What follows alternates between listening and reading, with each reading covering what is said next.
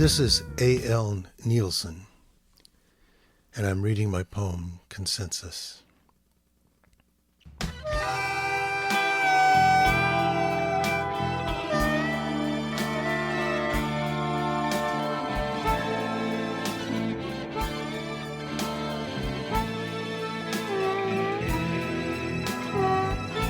Consensus. Too soon, some of we became they.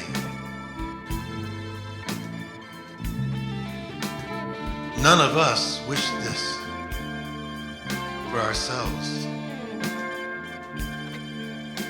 yet some wish the rest less, moved to move many away from the most, chose to nominate the preterite out of our midst, and the song of agreement went out from amongst us, went wrong.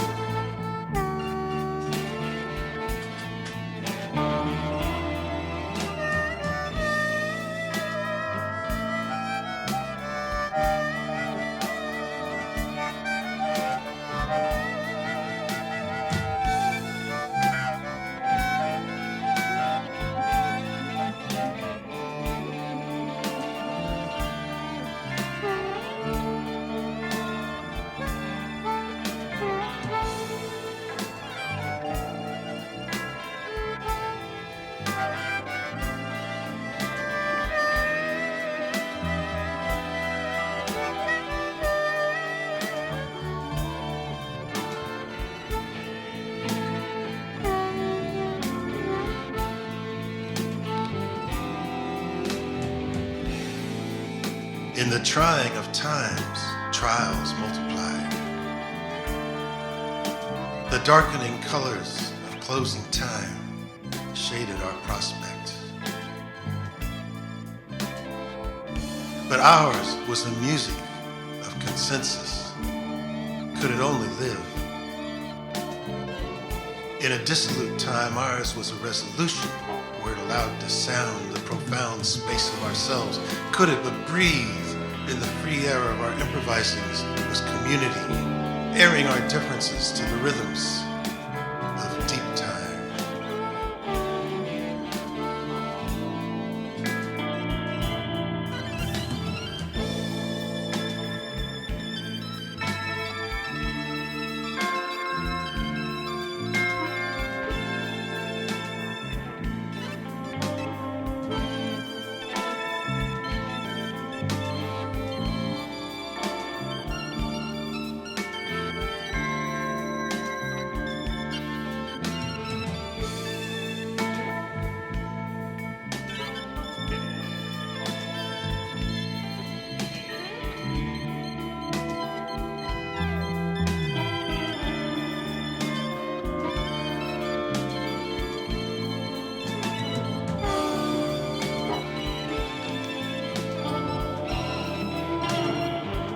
As deep listening to the welling waves of thought transposes into keys to the kingdom, registers of faith,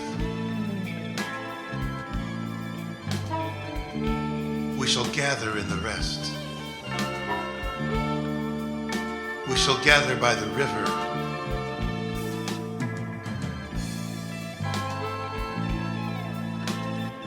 Scoundrel time is not to be our time. We play against it and are called free.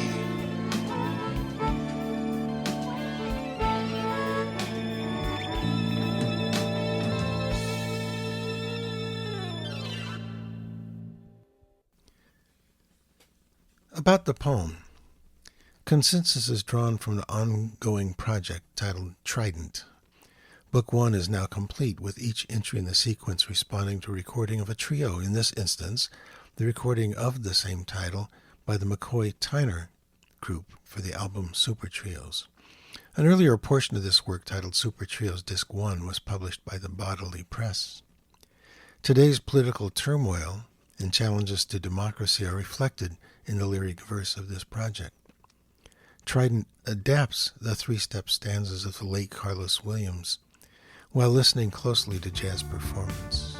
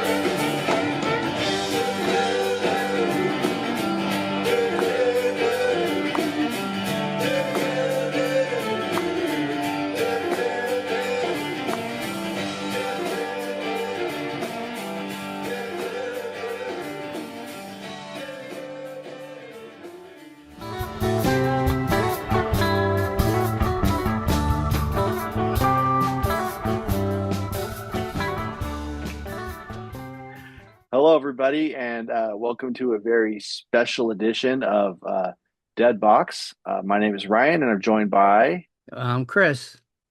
and this is a special edition because we recently lost a key member of the band.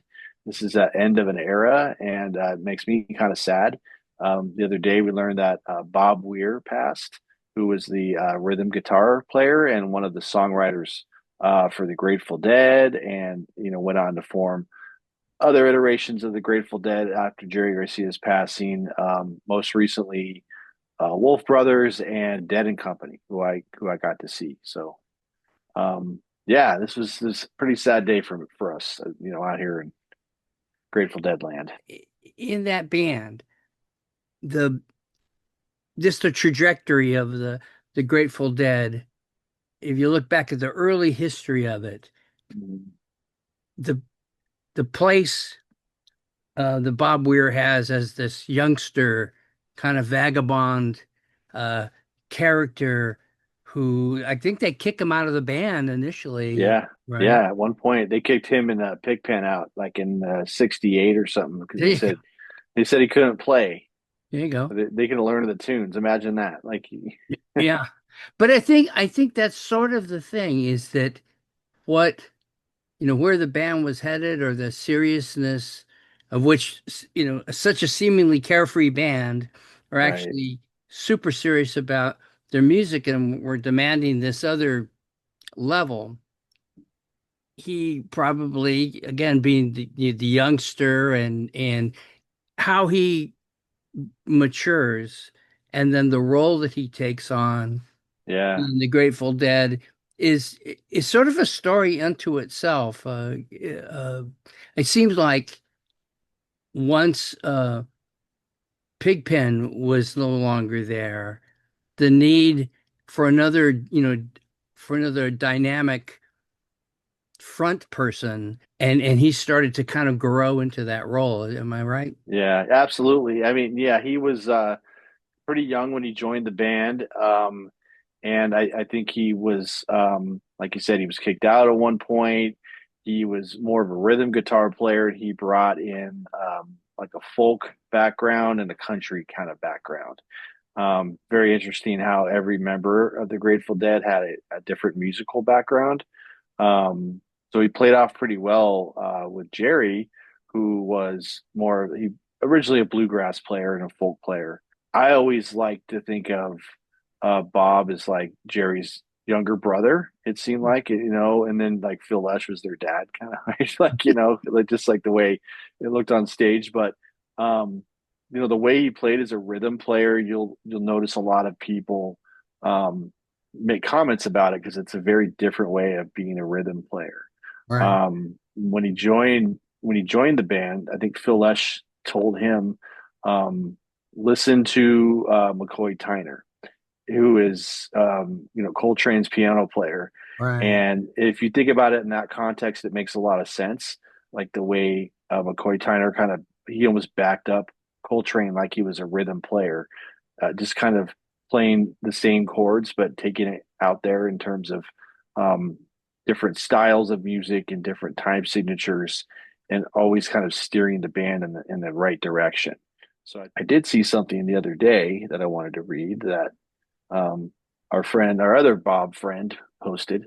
Yeah, Mr. Dillon said this about Bob Weir. So he said, then there's Bob Weir, a very unorthodox rhythm player, has his own style, not unlike Joni Mitchell, but from a different place. Plays strange, augmented chords and half chords at unpredictable intervals that somehow match up with Jerry Garcia, who plays like Charlie Christian and Doc Watson at the same time. All that in an in-house writer poet, Robert Hunter, with a wide range of influences, everyone from Kerouac to Rilke, and steeped in the songs of Stephen Foster. This creates a wide range of opportunities for the Dead to make almost any kind of music and make it their own. Very unique player because yeah, if you watch him as a rhythm player, he's never just strumming the chords. A Mm-hmm. typical rhythm player keeps keeps the chords present and Right. you know keeps the rhythm going. Where they're a band where they had just as much fun turning things inside out. so the rhythms weren't always obvious. Mm-hmm. But a lot of times, as as the songs broke apart or came back together, it's sort of Bob Weir's spot that linked these pieces between Phil and Bob, that they're they're never playing the same thing, Mm-hmm. but they're the two that coalesce the sound. Right. He did learn to play better, but he learned to play himself. So, Yeah.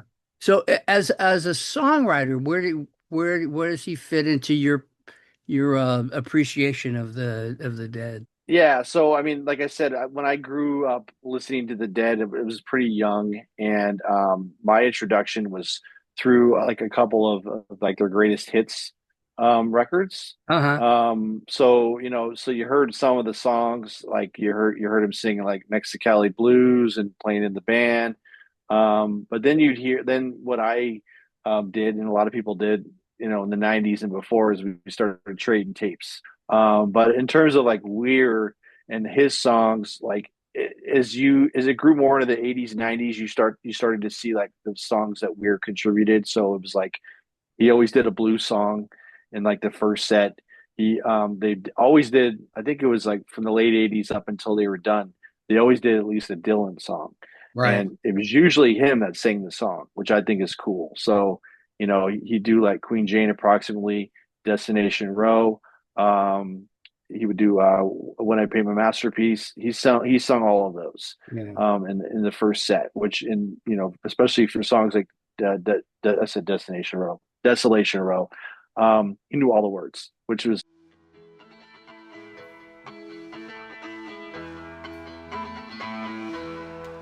They're selling postcards of the hanging. They're painting the passports brown. The beauty parlors filled with sailors. The circus is in town. And in walks the blind commissioner. They've got him in a trance. One hand is tied to the tightrope walker. The other is in his pants. And the Rat Squad, they're restless. They need somewhere to go. As Lady and I look out tonight on Desolation Road.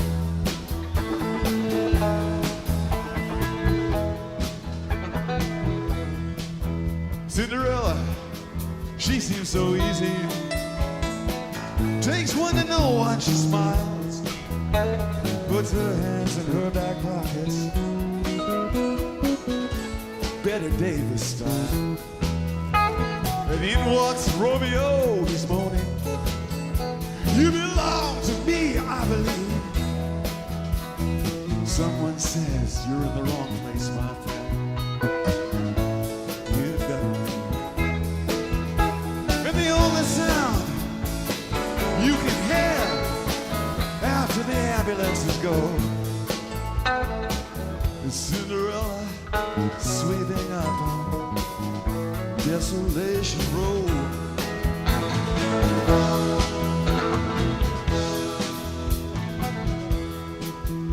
Now Ophelia, she's neath the window. For her, I feel so afraid. On her 22nd birthday, she already is an old maid. For her, death is quite romantic. She wears an iron vest. Her profession's her religion. Her sin is her lifelessness. And though her gaze is fixed upon God's great rainbow, she spends her time peeking in Desolation Road.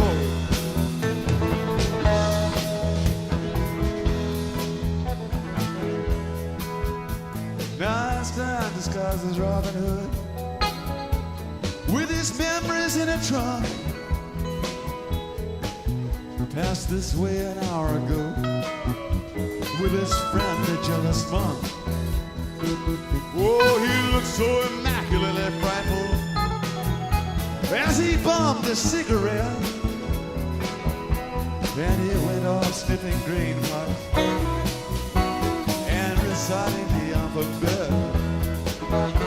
Oh, you wouldn't think to look at him, but he was famous long ago for playing electric violin on Desolation Road. Now the moon, it's almost hit. The stars are beginning to hide. The fortune-telling ladies already taking all the things inside, all except for Cain and Abel and the Hunchback of Notre Dame. Everybody's either making love or else expecting rain. He's dressing, he's getting ready for the show. He's going down to the carnival tonight, Desolation Road.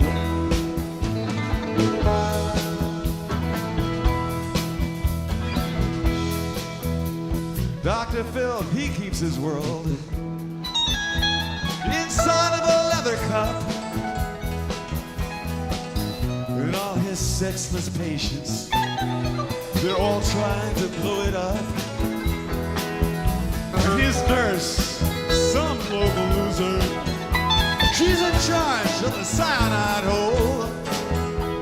She also keeps the cards that read, "Have mercy on his soul." They all play on the penny whistle. Yes, you can hear them blow. If you lean your head out far enough, Desolation Road.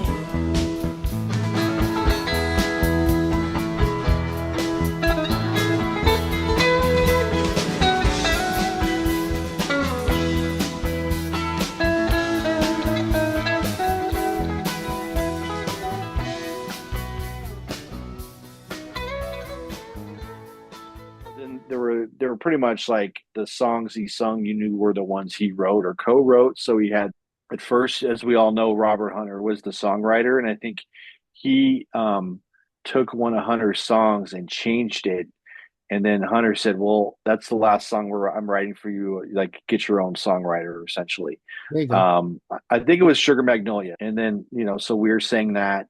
And then he hooked up with John Perry Barlow, who was a friend of his from when he was a kid. And so, the ones I like the most are like Estimated Prophet, Playing in the Band.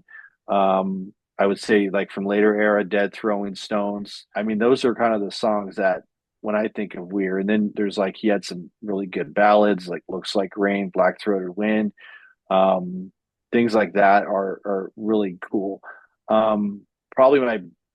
So I saw the Dead twice, like as the Grateful Dead, and then I saw Dead and Company one time some years back. And I think my favorite memory of that show was in the end of the second set, Weir sang Stella Blue, which is not a Weir song originally. It was a Jerry song, but that was pretty cool. Like that was probably one of the highlights of any show I've ever seen. It was like seeing him sing that and how quiet everybody was and just how well he carried the song. It's just very like, and you, like you said, he just kind of poured himself into what he did. And so he was this very like funny, very intelligent, but very like calm, kind of Zen like person. And that's who he gradually kind of became as he got older. Right. I think that came through in everything he did, which is pretty awesome. Yes, I received your letter yesterday about the time the doorknob broke. When you asked how I was doing, was that some kind of joke? All these people that you mentioned, yes, I know that they're quite lame. Had to rearrange their faces, give them all another name.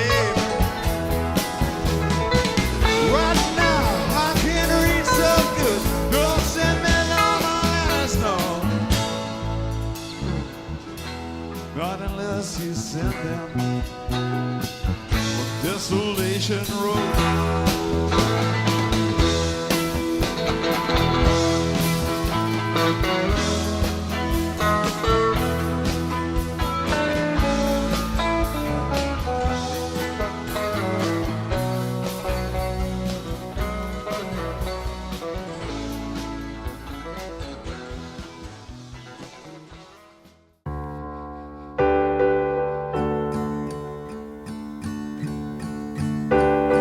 If you held a notebook of protest songs from Greenwich Village to the White House lawn, you'd hold the story of how a river ran past broken fences on a promised land.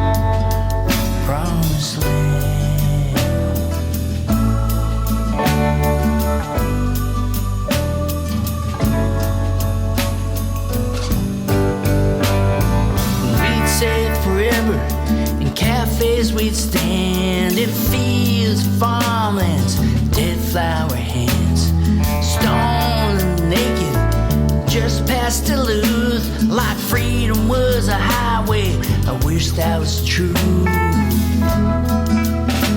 Just an endless journey where the river ran through broken fences on a promised land.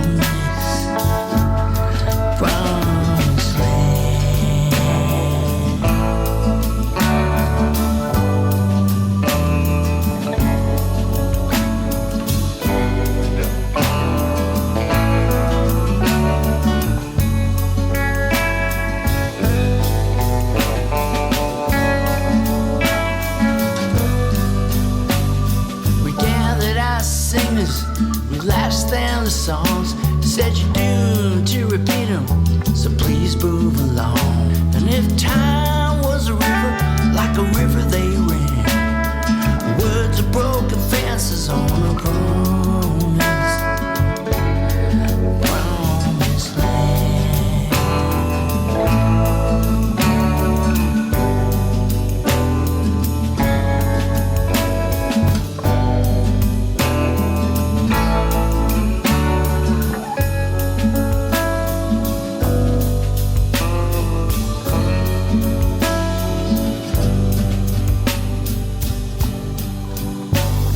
So where went the questions? They drift like the songs, they drift like the singers in the current so strong. Can we call you back? Head in our hands, dream of a river over promised land. Can we call you back? Hearts in our hands, start many fences on the promise.